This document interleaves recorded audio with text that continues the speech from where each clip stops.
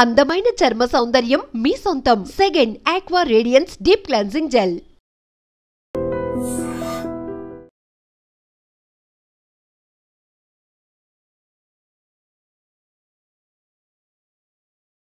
నమస్కారం.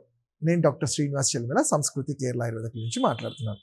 ఈరోజు మనము మాట్లాడుకునేది మగవాళ్ళలో వాళ్ళలో వచ్చే సమస్య గురించి, అదే సెక్షువల్ డిజార్డర్స్. ఎస్పెషల్లీ ఎందుకు చెప్పాలి, ఎందుకు మాట్లాడాలి దీని గురించి అంటే, చాలామంది మగవాళ్ళు ఈ టాపిక్ని డిస్కస్ చేయటం కొన్ని సందర్భాల్లో వేరే డాక్టర్స్తో కూడా చెప్పడానికి మొహమాట పడతారు.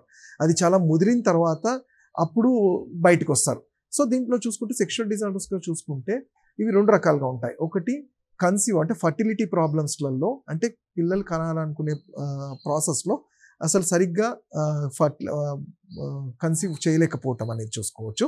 అది మనం ఇంకో టాపిక్ యాజ్ అ ఫర్టిలిటీ దాంట్లో మాట్లాడుకుంటాం. ఎందుకంటే దాంట్లో టెస్టోస్టిరోన్ కానివ్వండి, ఆండ్రోజన్స్ కానీ, వెరికోసిల్ ఇవన్నీ కూడా శుక్రకణాలని పెంచడంలో, శుక్రకణాలు నార్మల్గా ఉండడంలో హెల్ప్ చేస్తాయి. ఈరోజు మనం మాట్లాడుకునే టాపిక్ వచ్చి సెక్షువల్ వీక్నెస్ గురించి, అంటే ఎరెక్టైల్ డిస్ఫంక్షన్. ఇవి రెండు రకాలు. ఒకటి ఎరెక్టైల్ డిస్ఫంక్షన్, అలానే ప్రీమెచ్యూర్ ఎజాక్యులేషన్ అంటాం. ఎరెక్టైల్ డిస్ఫంక్షన్ అంటే మగవాళ్ళలో సెక్షువల్ యాక్ట్కి కావాల్సినంత ఎరెక్షన్ సరిగ్గా లేకపోవటము, అలానే ఎరెక్షన్ ఉన్న తొందరగా ఎజాక్యులేట్ అయిపోవటము చూస్తూ ఉంటాం. అంటే ఈ రెండు కూడా చాలా మటుకు మగవాళ్ళ ఫేసెస్లో, మేల్ ఫేసెస్లో కామన్గా చూస్తూ ఉంటాము. కొంతమందికి చాలా ఎర్లీగా చూస్తాము, కొంతమందిలో ఏజ్డ్ వాళ్ళల్లో కూడా, ఈవెన్ 60-70 ఇయర్స్ వాళ్ళల్లో కూడా చూస్తుంటాము. ఎందుకు 60-70 ఇయర్స్ అంటే, యాజ్ ఏ మగవాళ్ళలో వెరలిటీ అనేది 60-70 ఇయర్స్ వరకు కూడా స్ట్రాంగ్గా ఉంటుంది. కానీ ఈ ఫేజ్లో చాలా కామన్గా చూస్తుంటాము.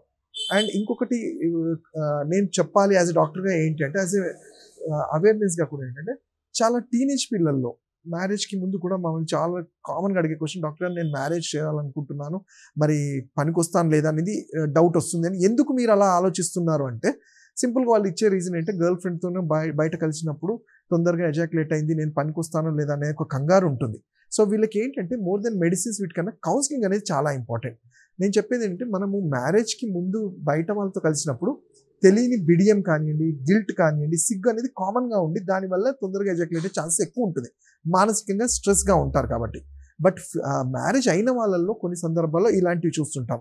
వాటికి రీజన్ ఏంటి అంటే, మనం అబ్జర్వ్ చేయాల్సింది ఏమైనా హార్మోనల్ ఉందా అంటే, వీళ్ళకి ఏమైనా షుగర్ పేషెంట్స్, షుగర్ వల్ల బాడీలో నర్వ్స్ అనేవి ఏమైనా వీక్ అయ్యాయా, లేకపోతే వెన్నుపూసకి ఇంతకుముందు ఏమైనా దెబ్బలు తగిలాయా, లేకపోతే ఇతరత్ర జబ్బులకి ఏమైనా మెడిసిన్స్ వాడుతూ టెంపరీ వాటి వల్ల ఏమైనా సైడ్ ఎఫెక్ట్స్ ఉన్నాయా. వీటితో పాటు కొన్నిసార్లు అధిక బరువు కానీ, ఫిజికల్ యాక్టివిటీ లేకపోవడము, మెంటల్గా చాలా స్ట్రెస్ఫుల్గా ఉండడము, లైక్ ఆల్కహాల్ కానీ, స్మోకింగ్ కానీ, ఇలాంటివి తీసుకున్నప్పుడు కూడా ఈ పెనైల్ రీజన్లో ఉండే వెజల్స్ మీద ఎఫెక్ట్ పడుతూ ఉంటుంది. సో ఈ కారణాలన్నీ తెలుసుకున్న తర్వాత మోస్ట్లీ ఈ ఎరెక్టైల్ డిస్ఫంక్షన్ అనేది న్యూరోజెనిక్ అంటాము. అంటే నర్వస్ వీక్ అవ్వటం వల్ల మన స్పైన్ నుంచి వెళ్ళే నర్వ్స్ పెనైల్ రీజన్కి, అంటే అంగానికి వెళ్ళే ఆ సర్క్యులేటరీ సిస్టమ్ ఏదైతే ఉంటుందో ఆ నరాలు వీక్ అయిపోయి రక్త ప్రసరణ తగ్గిపోతూ ఉంటుంది. ఇది చాలా కామన్. మనము ఒక వారం రోజులు తినకపోతే ఎలా వీక్ అవుతామో, సో అలానే కామన్గా ఈ నర్వ్స్ అనేవి వీక్ అవుతుంటాయి.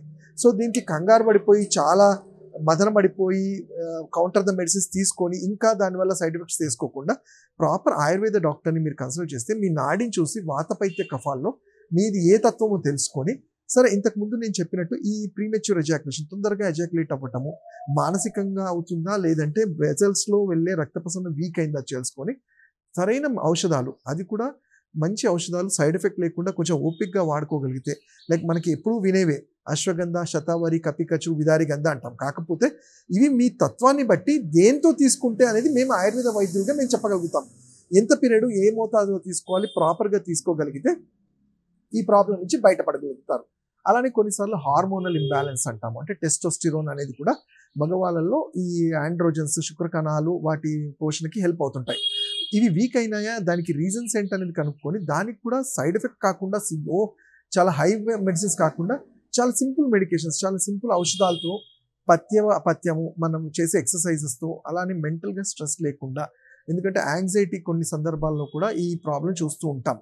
ఎందుకంటే ఒక్కసారి ఈ సెక్షువల్ పర్ఫార్మెన్స్లో వీక్ అయినప్పుడు వైఫ్ అండ్ హస్బెండ్ ఇద్దరిలో కూడా ఒక ఎడభావం అనేది చూస్తుంటాం. అవి కాకుండా ఇద్దరిని కౌన్సిలింగ్లో కూర్చోబెడతాం. అందుకని అలానే ఇద్దరూ అర్థం చేసుకొని ఇది ఒక టెంపరీ ప్రాబ్లం, ప్రాపర్ మెడికేషన్స్ తీసుకొని సరైన పోషకాహారం ఉన్న ఫుడ్ తీసుకోగలిగితే, అంటే లైక్ బాదాం లాంటిది కానివ్వండి, నాన్ వెజిటేరియన్స్ అయితే ఎగ్స్ కానివ్వండి, అలానే ఫిష్ కానివ్వండి, వెజిటేరియన్స్లో సోయా చంక్స్ కానివ్వండి, అలాంటి స్వీట్స్ సున్నుండలు కానివ్వండి, మనం రెగ్యులర్గా వినే పంకిన్ సీడ్స్ కానివ్వండి, ఇలాంటివి పాలు, ఇలాంటి ఫ్రూట్స్ ఇవన్నీ తీసుకొని యాజ్ ఎ ఫుడ్గా వీటిని మనం బృమణం చేస్తాము.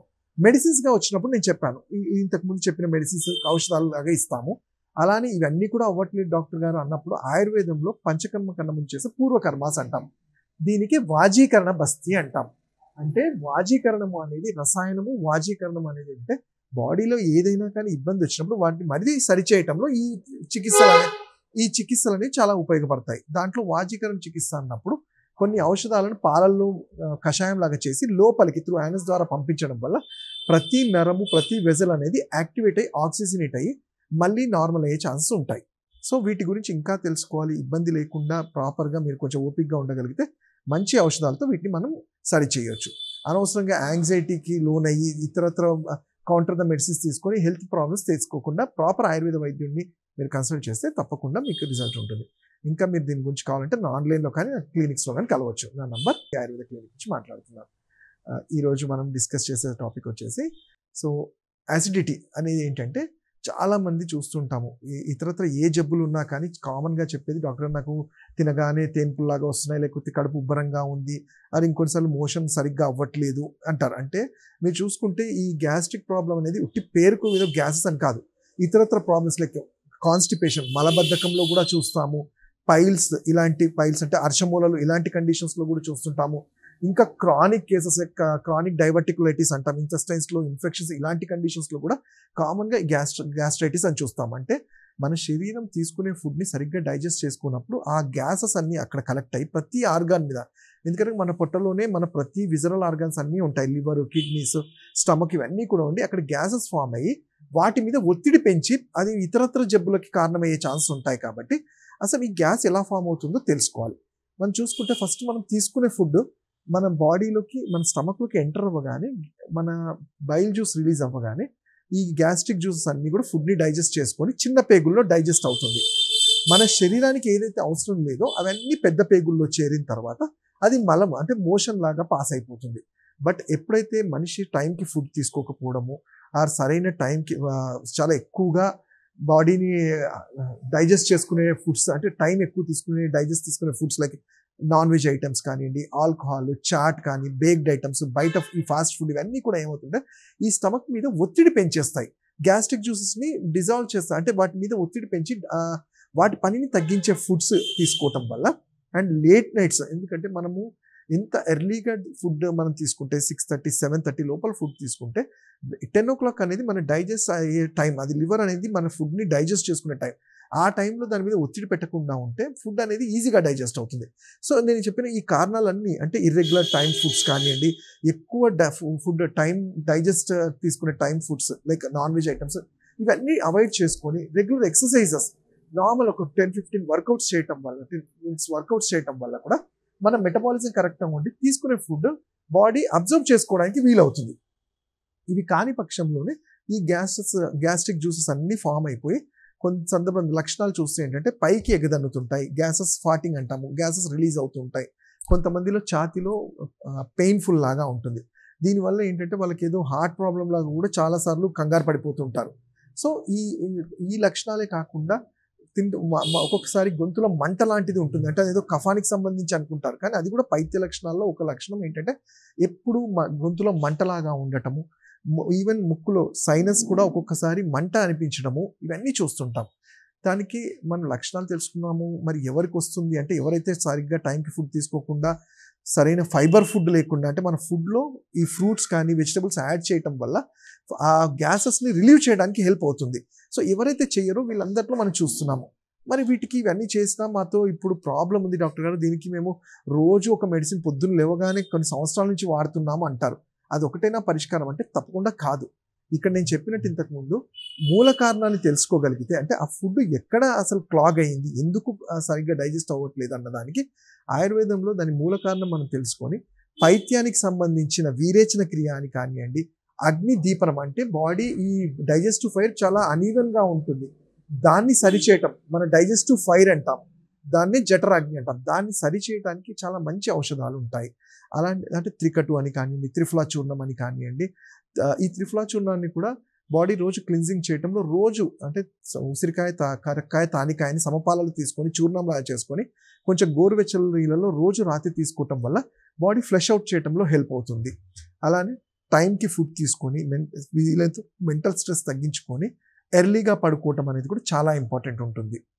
ఇవన్నీ కానప్పుడు ఆయుర్వేదంలో పంచకర్మలో నేను ఇంతకు చెప్పినట్టు బస్తి క్రియ కానీ వీరేచన క్రియ అనేది మేము రెగ్యులర్గా చేస్తూ ఉంటాము. వీటితో పాటు మనిషి టైంకి ఫుడ్ అనేది మళ్ళీ ఎందుకు చెప్తున్నామంటే మన ఫుడ్ మీదనే, అంటే ఆ టైంకి తీసుకునే ఫుడ్ ఎన్నిసార్లు మనము తక్కువ ఫుడ్ ఎక్కువసార్లు తీసుకుంటేనే మన మెటబాలిజం అనేది కరెక్ట్గా ఉంటుంది. ఆ ఫుడ్ టైంకి తీసుకునే వాళ్ళలో మీరు ఎక్కువ గ్యాస్ట్రైటిస్ అనేది చూస్తుంటాం. అలానే వీళ్ళలో మోషన్ రెగ్యులర్గా అవుతుందా లేదా అనేది కూడా చెక్ చేయాలి. మోషన్ రెగ్యులర్ కాకపోయినప్పుడు వాటిని సరిచేసేవి ఫుడ్స్లో మనకి ప్రూన్స్ అంటాము. అంటే మనకి డ్రైడ్ ఆల్బుకారా అని వారంలో 2-3 సార్లు 2-3 తినడం వల్ల కూడా ఫ్లష్ అవుట్ చేయటము. బనానాస్, అలానే జామ్ పండు, ఇలాంటి ఫ్రూట్స్ని మన డైట్లో రోజు యాడ్ చేస్తూ ఉండాలి. ఫ్రూట్స్ కూడా ఇన్ బిట్వీన్ మీల్స్ తీసుకోమంటాం, ఐదర్ 11 o'clock లేదంటే 4 o'clock అనేది. అలానే వాటర్ హైడ్రేటెడ్గా ఉండాలి. వీటితో పాటు మీరు నేను చెప్పిన ఔషధాలని ఒక పద్ధతి ప్రకారం తీసుకోగలిగితే ఎంత గ్యాస్ట్రైటిస్ దాని రిలేటెడ్ ప్రాబ్లమ్స్ ఉన్నా కానీ కంట్రోల్ అవుతాయి.